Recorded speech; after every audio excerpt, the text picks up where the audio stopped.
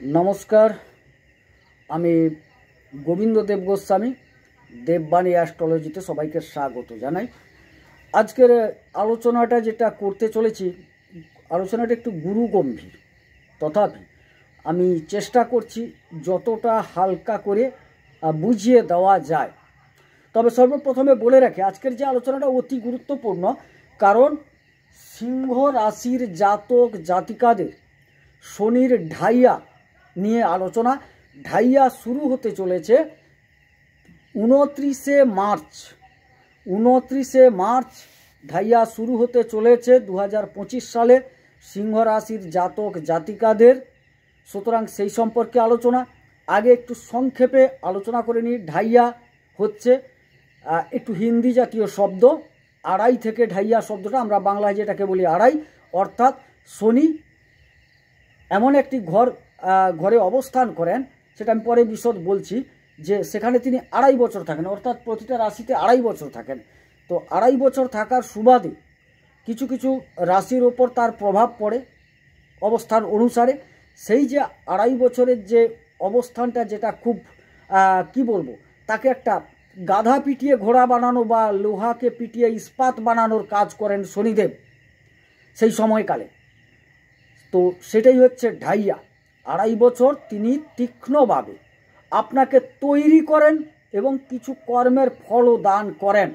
সেক্ষেত্রে সেটা আপনাকে মেনে নিতে হয়। এটাই হচ্ছে ঢাইয়া। তো ঢাইয়াটা হয় কিভাবে দেখুন। প্রথমত এইখানে ধরুন 1 লিখে রেখেছি। এ থেকে 1 নম্বর মানে যে রাশি, যেই রাশি সে রাশি থেকে যদি চতুর্থে শনিদেব থাকেন বা অষ্টমে শনিদেব থাকেন তাইলে ঢাইয়াটা হয়। অর্থাৎ আবার শনি থেকে যদি বিচার করা হয়, ধরুন শনিদেব কুম্ভে গেলে মিনে গেলে ঢাইয়াটা শুরু হবে। মানে শনি থেকে ষষ্ঠ এবং শনি থেকে দশম, এখানেই ঢাইয়াটা হচ্ছে। আমরা সোজা কথায় বলবো যে যেহেতু আজকে সিংহ রাশি নিয়ে আলোচনা, সিংহ রাশি সাপেক্ষে সিংহ রাশি থেকে শনি আছেন অষ্টমে, এখানে ঢাইয়াটা শুরু হচ্ছে। শুরুটা হচ্ছে 29 মার্চ 2025 শুরু হচ্ছে রাত্রি 11টা 1 মিনিটে এবং এই ঢাইয়া শেষ হবে সিংহ রাশির জাতক জাতিকাদের। এই ঢাইয়াটা শেষ হবে কবে না 2028 সালের 23 ফেব্রুয়ারি রাত্রি 8টা। এই সময়কালটা কিন্তু ঢাইয়া থাকছে। তো ঢাইয়ার প্রভাবে কি কি ঘটতে চলে প্রথমে বলি। শনি যে জায়গায় বসে থাকেন সেই জায়গার খুব একটা ক্ষতি করেন না, কিন্তু তার যে দৃষ্টি, সেই দৃষ্টি যে জায়গাগুলো পড়ছে সেই জায়গাগুলোর বেশ কিছুটা তিনি ক্ষতি করার চেষ্টা করেন। ক্ষতি বলবো না, তার উপর একটা প্রভাব বিস্তার করার চেষ্টা করেন। আর যে জায়গায় শনিদেব বসে আছেন আর জাতক জাতিকা সেই জায়গার কাজগুলো যদি ঠিকঠাক করে মানে তবে কিন্তু অনেকটা রিলাই পাওয়ার সম্ভাবনা, উদ্ধার পাওয়ার সম্ভাবনা। তবে কিভাবে উদ্ধার পাবেন এই ঢাইয়া থেকে আমি কিন্তু প্রতিষ্ঠিত বই অর্থাৎ লাল কিতাব থেকেও বলবো, আর আমাদের যে সাধারণ বৈদিক জ্যোতিষ চলে সেখান থেকেও বলবো কিভাবে আপনি এর থেকে কিঞ্চিত উদ্ধার পাওয়ার রাস্তা খুঁজে পাবেন। তবে ভিডিওটি আপনাকে সম্পূর্ণ দেখতে হবে। সিংহ রাশি হচ্ছে কালপুরুষ চক্রের পঞ্চম ঘর। সিংহ রাশি সাপেক্ষে শনিদেব বসে আছেন কোথায়? অষ্টম। এবং দৃষ্টি রাখছেন কোথায়? এইখান থেকে শনিদেবের 3টি দৃষ্টি, তৃতীয়, সপ্তম এবং দশম। তৃতীয় দৃষ্টি পড়ছে রাশি সাপেক্ষে সিংহ রাশি সাপেক্ষে দশম ঘরে শনিদেবের তৃতীয় দৃষ্টি। তাহলে দশম ঘর থেকে কি বিচার করা হয়? ক্যারিয়ার, কর্মস্থল ইত্যাদি আমরা বিবেচনা করে থাকি। এই ক্ষেত্রে বলবো এখানে কিন্তু বৃহস্পতি আছেন। বৃহস্পতি তিনি কিন্তু 14ই মে চলে আসছেন, অর্থাৎ মার্চের 29 তারিখ। তাহলে মার্চের 29 তারিখ মানে এপ্রিল মে, প্রায় 1.5 মাসের কাছাকাছি এখানে কিন্তু বৃহস্পতি থাকায় সুবাদে আপনার শনির যে দৃষ্টিটা পড়ছে খুব একটা যে ক্ষতি করে দেবে তা কিন্তু নয়, কিন্তু যখন বৃহস্পতি চলে আসবেন, শনির দৃষ্টিটা সম্পূর্ণরূপে পড়ে থাকছে আপনার দশমে, সেই জায়গায় কর্মস্থলে বা কর্মক্ষেত্রে আপনার কিছু সমস্যা তৈরি হবে, কর্মচ্যুতি ঘটতে পারে, অধিক শ্রম করে উপার্জন করতে হতে পারে, আপনাকে অধিক শ্রম করছেন, পরিমাণ মতো অর্থ পাচ্ছেন না, আপনার যেটা প্রাপ্য অর্থ পাচ্ছেন না, কম পাচ্ছেন, অর্থাৎ একটু বেশি পরিমাণ আপনাকে খাটিয়ে নেবেন। শনিদেবের একটা কাজ হচ্ছে আপনাকে এমন একটা জায়গার মুখোমুখি করিয়ে দেবেন এই সময়টায়, যাতে আপনি সারা জীবনের জন্য পুনরায় তৈরি হতে পারেন। আপনি ভাববেন এরকম পরিস্থিতি ভবিষ্যতেও ঘটতে পারে, এরকম একটা অভিজ্ঞতার সামনে আপনাকে শনিদেব দাঁড় করাবেন, সেখান থেকে একটা শিক্ষা দেওয়ার চেষ্টা করবেন, যে শিক্ষাটা নিয়ে আপনার পরবর্তী জীবনের চলার পথ মসৃণ হবে। অর্থাৎ একটু আগে বলেছিলাম না যে লোহাকে পিটিয়ে ইস্পাত বানানো হচ্ছে শনিদেবের কাজ। সুতরাং আপনাকে কর্মস্থল সম্পর্কে যথেষ্ট সচেতন থাকতে হবে, পরিশ্রম প্রচুর করে উপার্জন করতে হবে, কারণ শনিদেব হচ্ছেন কর্ম এবং ফলের দাতা, তিনি আপনার কিন্তু কর্মস্থলে দৃষ্টি রেখেছেন। সুতরাং ভাবতে পারছেন আপনাকে কতটা পরিশ্রম করতে হবে, কর্মে কতটা মনোনিবেশ করতে হবে, না হলে কিন্তু আপনি উদ্ধার পাবেন না। এবারে চলে আসি, শনিদেব মীন রাশিতে গেলেই তো শুরু হচ্ছে ঢাইয়া। আপনার দ্বিতীয় ঘরে সঞ্চয়, ব্যাংক ব্যালেন্স ইত্যাদির জায়গায় তার সপ্তম দৃষ্টি পড়েছে, তাইলে সঞ্চয়ে একটু সমস্যা হওয়ার সম্ভাবনা দেখা যাচ্ছে। যেহেতু কর্মস্থলে সমস্যা, প্রচুর খেটে আপনাকে উপার্জন করতে হবে, কম খাটলে কম উপার্জন পাবেন, তা সুতরাং সঞ্চয়ের জায়গা তো একটু ডিস্টার্ব হবেই।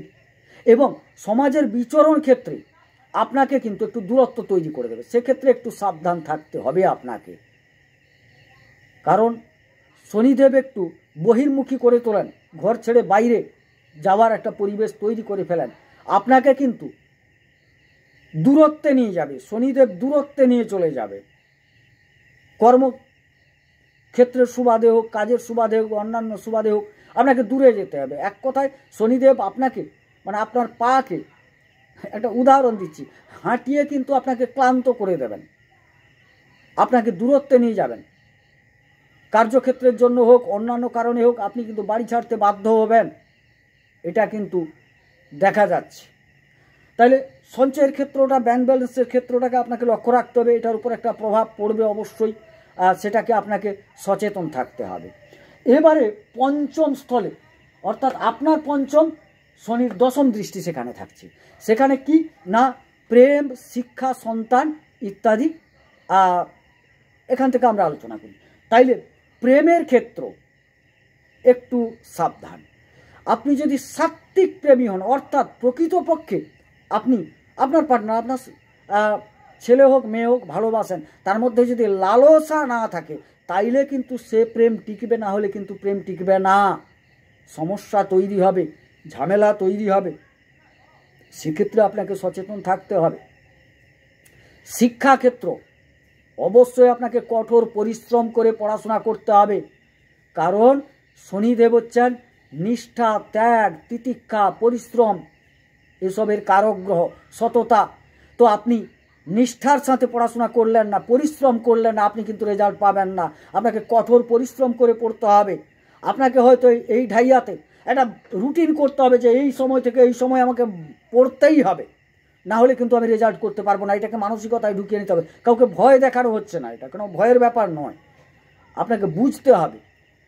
শনিদেব 7.5 ঢাইয়া মিলিয়ে 30 বছরের 10 বছর তিনি কিন্তু আপনার উপর প্রভাব বিস্তার করেন।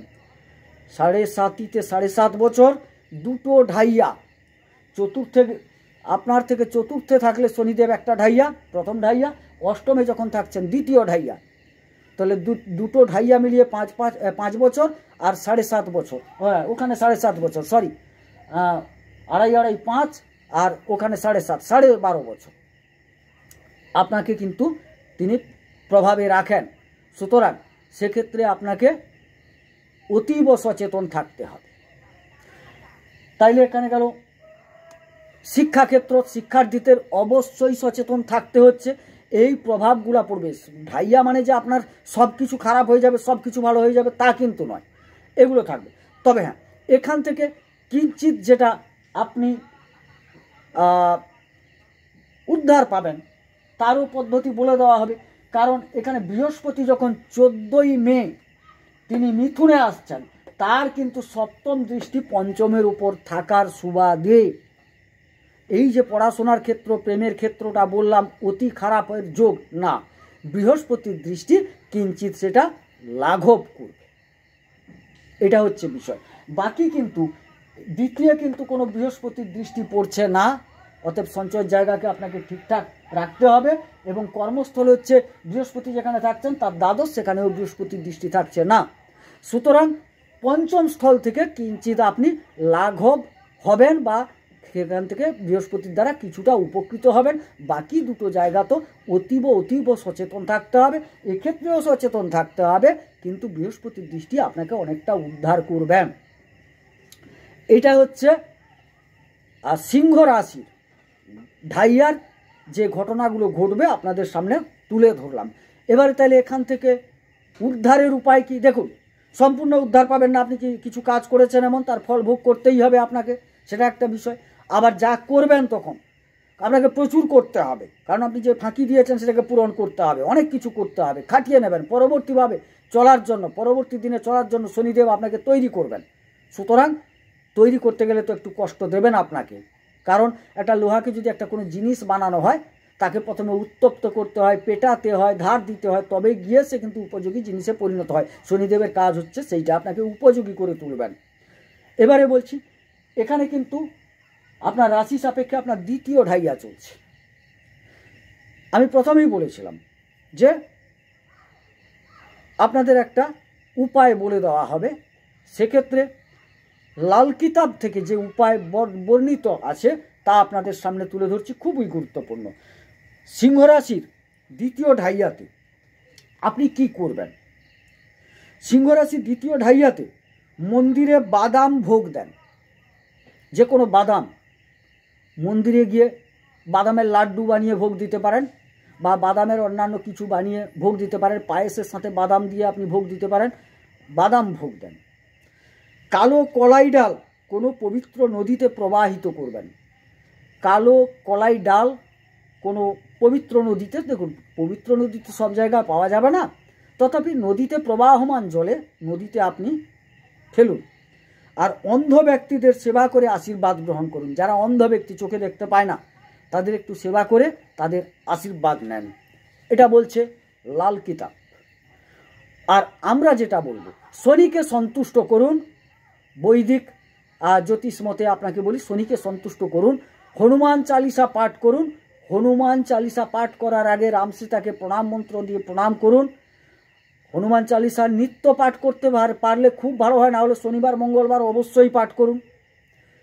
আরও বলি, দক্ষিণা কালিকা কবচ পাঠ বা শ্রবণ করুন, তাতে অনেকটা উপকৃত হবেন।